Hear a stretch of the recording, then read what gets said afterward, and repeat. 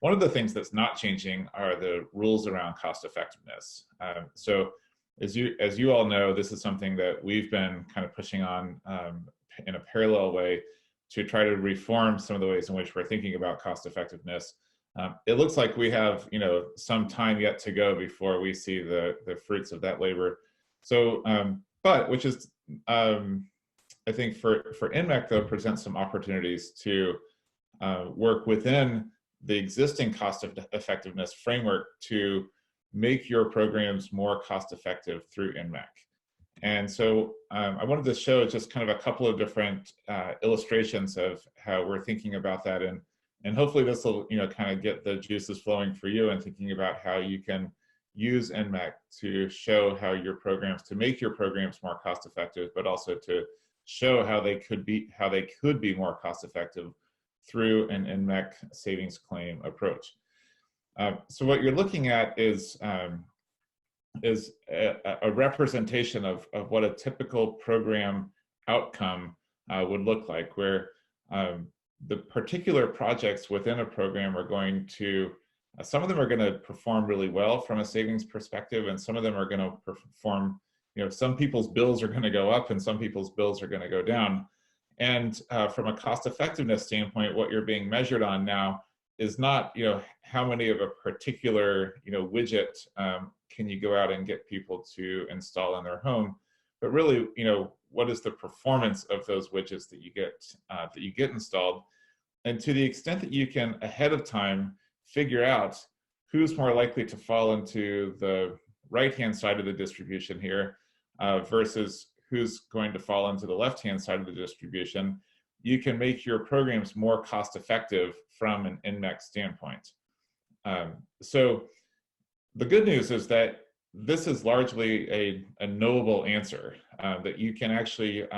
now the outliers you're never really gonna know. So the people on the far left, had quadruplets and their grandparents came to live with them, and they added a hot tub and a swimming pool. And the people on the far right, who saved a ton, became hermits and adopted a zero net impact to the planet kind of attitude.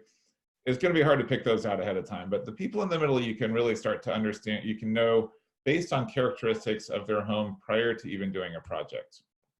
And so we've been looking at this, doing some backcasts of various sorts with existing programs. And this, I won't get into some of the details, but what I've highlighted on the right-hand side is that by selecting, if we were to select ahead of time projects that had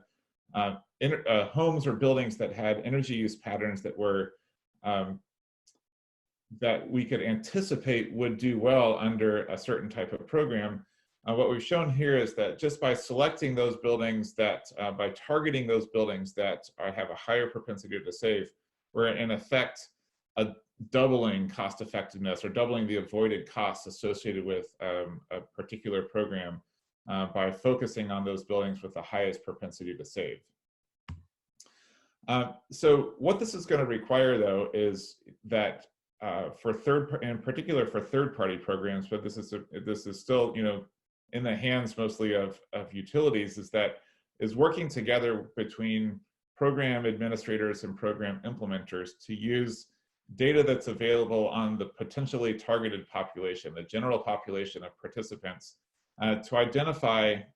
using some of these metrics,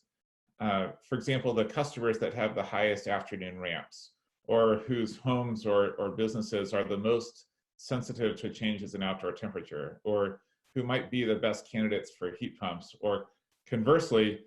might be the worst candidates for retrofits. And so to avoid, trying to get customers into expensive retrofit packages if their homes are unlikely to see a material change in their energy use consumption as a result. And you can see over on the right that one of the implications of this is that, the red dots represent sort of an average customer profile. The blue line represents the customer, this is a load shade profile of customers who might have, for example, high annual consumption and high peak summer kilowatt hour usage. That versus, the gray line, which is if you were to select on those particular characteristics, the gray line would represent the load shape pattern of customers that you chose not to target for your program.